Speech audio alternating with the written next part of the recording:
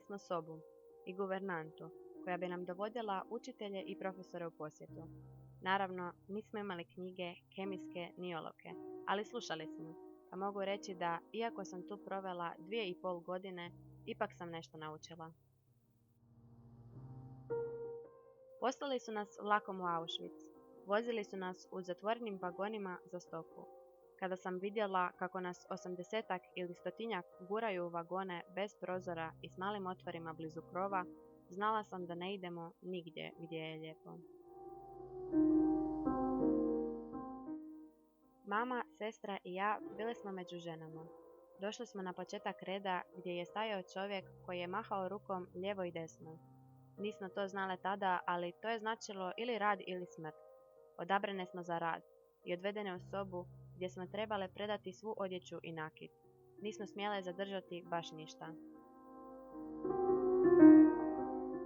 Stavili su nas u kuću gdje nije bilo ni kreveta. Dali su nam svakome komadić kruha, ali moj je netko uzeo, jer nisam bila dovoljno pažljiva. Čekali smo i nismo znali što će se desiti. Pozvali su nas i trebali smo stajati u redu ispred doktora. Doktor je poslao sestru i mene na rad, ali ne i mamu. Mama nije odustala i pričala je sa svakim vojnikom kojeg je vidjela.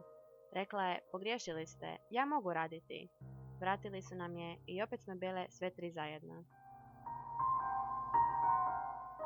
Došli su nas osloboditi. Moram reći da su se prepali kada su vidjeli u kakvom smo stanju. Sjećam se da je prvo što su nam dali bila juha. Ona je u svakom od nas izazvala pozitivne reakcije.